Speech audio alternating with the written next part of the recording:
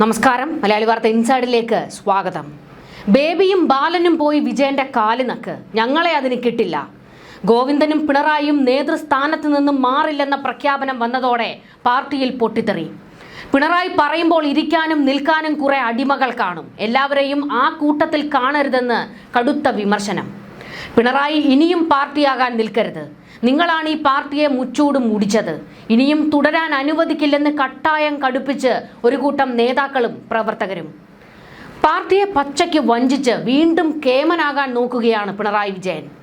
തോൽപ്പിച്ച് മൂലക്കിരുത്തിയത് ഈ മാരണത്തിൽ നിന്ന് പാർട്ടിയെ തിരിച്ചു പിടിക്കാൻ, തോറ്റാലും പിടിവിടില്ലെന്നാണോ? പിണറായിക്ക് നേരെ ശാപവാക്കുകളാണ് കൂട്ടത്തിൽ നിന്ന് തന്നെ ഇപ്പോൾ ഉയരുന്നത്.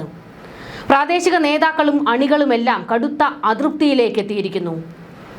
വിമർശനങ്ങൾ ഭയക്കാതെ പാർട്ടിയിൽ അത് തുറന്നു പറയാമെന്നും തോൽവിയുടെ കാരണം പഠിച്ച് നേതൃത്വം തിരുത്തും എന്നൊക്കെയായിരുന്നു മുൻപ് വലിയ ഗീർവാണമടി.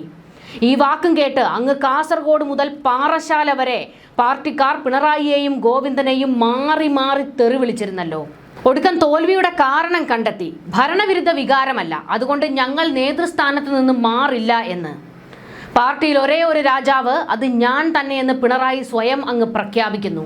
നിങ്ങൾക്കെന്തും തുറന്നു പറയാം, ഞങ്ങൾ തിരുത്തും എന്ന പാർട്ടിയുടെ പ്രഖ്യാപനം വിശ്വസിച്ച് കേരളത്തിൽ ഉടനീളമുള്ള CPM ബ്രാഞ്ച്, ലോക്കൽ, ഏരിയ കമ്മിറ്റികളിൽ സഖാക്കൾ മനസ്സ് തുറന്നായിരുന്നു സംസാരിച്ചത്. CPM general secretary MA baby ആയിരുന്നു ഈ ഒരു ആഹ്വാനം നൽകിയത്. എന്നാൽ താഴെ തട്ടിൽ നിന്ന് ഉയർന്ന കനത്ത ആക്രോശങ്ങളും നേതൃമാറ്റത്തിനായുള്ള മുറവിളികളും സംസ്ഥാന സമിതിയുടെ റിപ്പോർട്ടിൽ എത്തിയപ്പോൾ വെട്ടിനിരത്തപ്പെടുന്ന കാഴ്ചയാണ് ഇപ്പോൾ കേരളം കാണുന്നത്. തോൽവിയുടെ യഥാർത്ഥ കാരണങ്ങളിലേക്ക് വിരൽ ചൂണ്ടിയ അണികളുടെ വിമർശനങ്ങളെ പാടെ അവഗണിച്ച് തെറ്റുകൾ മയപ്പെടുത്തി തടിയൂരാനുള്ള സംസ്ഥാന നേതൃത്വത്തിന്റെ നീക്കം CPMനെ മറ്റൊരു ബംഗാൾ ദുരന്തത്തിലേക്കാണോ നയിക്കുന്നത് എന്ന ചോദ്യം രാഷ്ട്രീയ കേന്ദ്രങ്ങളിൽ ശക്തമാകുകയാണ്. നിയമസഭാ തെരഞ്ഞെടുപ്പിലെ കനത്ത തിരിച്ചടിയുടെ ഒന്നാം ഉത്തരവാദി അത് പിണറായി വിജയൻ തന്നെയായിരുന്നു എന്നുള്ളത് താഴെ തട്ടിലെ ചർച്ചകളിൽ ഉയർന്നു വന്ന പൊതുവികാരമാണ്. പിണറായിയുടെ ധാർഷ്ട്യവും അഹങ്കാരവും പിണറായി കുടുംബത്തോട് ചൂഴ്ന്നു നിൽക്കുന്ന അഴിമതി ആരോപണങ്ങളും ഒക്കെ പാർട്ടിയുടെ തോൽവിക്ക് കാരണമായിട്ടുണ്ട്. എന്നാൽ അതെല്ലാം ഇപ്പോൾ വെള്ളപൂശിയാണ് റിപ്പോർട്ട് എത്തിയിരിക്കുന്നത്. മുൻപ് പിണറായിയെ കാരണഭൂതനെന്ന് വിശേഷിപ്പിച്ച് തിരുവാതിര കളി നടത്തിയ പാറശാലയിലെ ഏരിയ സെക്രട്ടറി പോലും ഇത്തവണ പിണറായിയുടെ ശൈലിക്കെതിരെയായിരുന്നു വിരൽ ചൂണ്ടിയത്. KK ശൈലജ ടീച്ചറെ പോലെയുള്ള ജനകീയ മുഖങ്ങളെ മുന്നിൽ നിർത്തിയിരുന്നുവെങ്കിൽ പാർട്ടിക്ക് ദയനീയ പരാജയം ഉണ്ടാകുമായിരുന്നില്ല എന്നും ജനങ്ങളിൽ നിന്ന് അകന്ന പിണറായി വിജയനെ മുൻനിർത്തിയത് വോട്ടർമാരെ ശത്രുക്കളാക്കാൻ മാത്രമേ ഉപകരിച്ചുള്ളൂ എന്നും സഖാക്കൾ പച്ചയ്ക്കാണ് തുറന്നടിച്ചത്. മുഖത്ത് നോക്കി ആട്ട് കിട്ടിയിട്ടും പിണറായിയും ഗോവിന്ദനും ഇപ്പോഴും ഈ അധികാര കസേരകളിൽ കടിച്ചു തൂങ്ങുന്നതുണ്ടല്ലോ, അത് അധിക നാൾ മുന്നോട്ട് പോകാനല്ല. കാരണം ഇവിടെ ഒരു പൊട്ടിത്തെറി CPMനുള്ളിൽ തന്നെയുണ്ട്. അത് പിണറായിക്കും ഗോവിന്ദനും എതിരാണ്. അതുകൊണ്ട് അധിക കാലം അങ്ങ് അധികാര കസേരകളിൽ ഇരിക്കാം എന്നുള്ളത് വ്യാമോഹം മാത്രമാണ് എന്നുള്ളത് ഏകദേശം നമുക്ക് ഉറപ്പിച്ച് പറയാവുന്ന കാര്യമാണ്. കാരണം പണ്ട് വിജയനെ കാണുമ്പോൾ നട്ടെല്ല് വിറച്ച് അങ്ങ് കൂനിക്കൂടുന്നവരെ പോലെ അല്ല ഇപ്പോൾ സഖാക്കൾ. അവർ പലതും പച്ചയ്ക്ക് തുറന്നു പറയാൻ തുടങ്ങിയിട്ടുണ്ട്. വാർത്താ സമ്മേളനത്തിൽ വന്നിരുന്ന് ഗോവിന്ദൻ ചില ഡയലോഗുകൾ അടിച്ചിട്ടുണ്ട്. കൈയില്ലാത്തവൻ കൈ വെച്ചു കെട്ടി അടിക്കും, ഇമാതിരി വർത്തമാനം കേട്ടാൽ. പാർട്ടിക്കുള്ളിൽ പ്രവർത്തകർക്ക് എന്തും തുറന്നു പറയാമെന്നും അത് കേൾക്കാൻ നേതാക്കന്മാർ തയ്യാറാണ് എന്നുമാണ് വീണ്ടും വാർത്താ സമ്മേളനത്തിൽ ഗോവിന്ദൻ വായിട്ടളച്ചിരിക്കുന്നത്.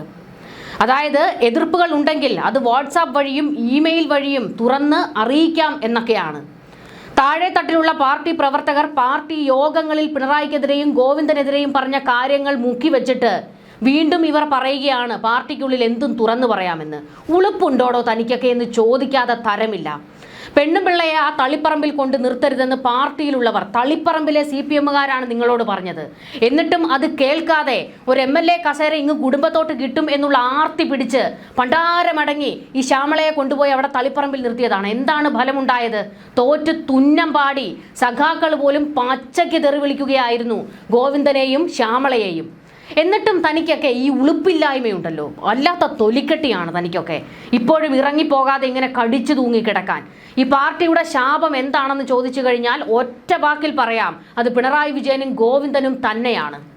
പ്രതിപക്ഷ നേതാവ് സ്ഥാനത്ത് നിന്ന് പിണറായി വിജയനെയും തെരഞ്ഞെടുപ്പ് തന്ത്രങ്ങൾ പാളിയ സാഹചര്യത്തിൽ പാർട്ടി സെക്രട്ടറി സ്ഥാനത്ത് നിന്ന് MV ഗോവിന്ദനെയും മാറ്റണമെന്ന കടുത്ത ആവശ്യമാണ് കീഴ്ഘടകങ്ങളിൽ നിന്ന് ഉയർന്നത്.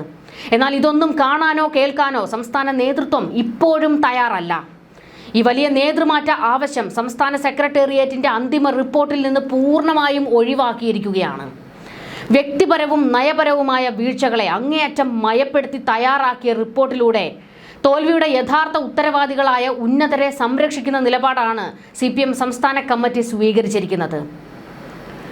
കണ്ണൂരിലുണ്ടായത് വലിയ വീഴ്ചയാണെന്ന് സംസ്ഥാന സമിതിയിൽ കടുത്ത വിമർശനം ഉയർന്നിരുന്നു എന്നത് സത്യമാണ്. സ്ഥാനാർത്ഥി നിർണയം പാളിയെന്നും തളിപ്പറമ്പിലും പയ്യന്നൂരിലും അടക്കം ജില്ലാ സംസ്ഥാന നേതൃത്വങ്ങൾക്ക് ഗുരുതരമായ പാളിച്ചകൾ സംഭവിച്ചുവെന്നും അംഗങ്ങൾ ചൂണ്ടിക്കാട്ടിയിരുന്നു.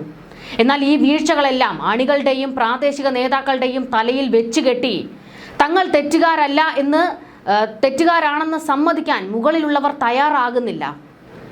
താഴെത്തട്ടിലെ സഖാക്കളുടെ പ്രവർത്തന വൈകല്യമാണ് തോൽവിക്ക് കാരണമെന്ന രീതിയിലാണ് സംസ്ഥാന സെക്രട്ടറി MV ഗോവിന്ദൻ കാര്യങ്ങൾ പറഞ്ഞു വയ്ക്കുന്നത്. ഇത് അണികൾക്കിടയിൽ കടുത്ത വിമർശനത്തിനും അമർഷത്തിനും കാരണമായിട്ടുണ്ട്. താനൊക്കെ ഇറങ്ങിപ്പോടോ എന്നാണ് അവർ ഗോവിന്ദനോട് പറയുന്നത്.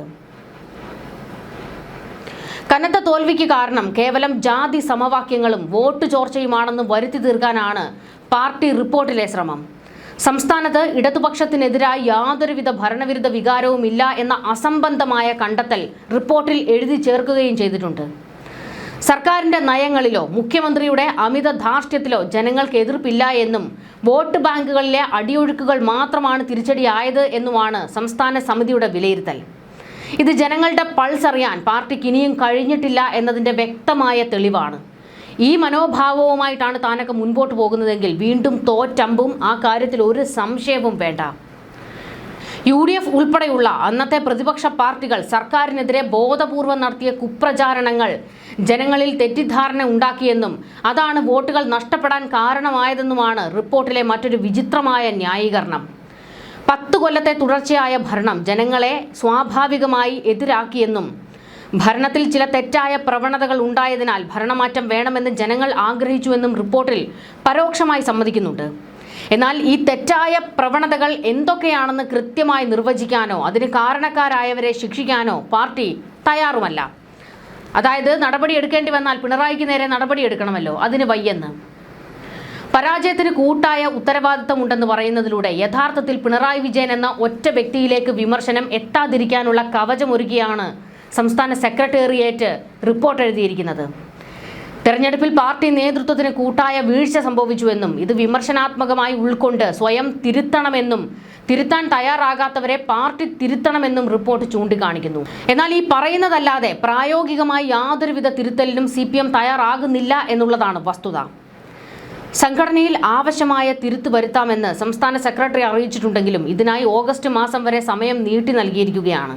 വിശാലമായ ചർച്ചയ്ക്കായി ഓഗസ്റ്റിൽ വിപുലീകൃത സംസ്ഥാന കമ്മിറ്റി ചേരാനാണ് നിലവിലെ തീരുമാനം. അതിനു മുൻപ് കീഴ്ഘടകങ്ങളിൽ ഒരു വട്ടം കൂടി ചർച്ച നടത്തി നിർദ്ദേശങ്ങളും വിമർശനങ്ങളും ഉൾക്കൊള്ളുമെന്നാണ് നേതൃത്വം പറയുന്നത്. ജില്ലാ സെക്രട്ടേറിയറ്റിൽ നിന്നുള്ളവരെ അടക്കം പങ്കെടുപ്പിച്ച് വിപുലമായ യോഗമായിരിക്കും ഓഗസ്റ്റിൽ വിളിച്ചു ചേർക്കുക.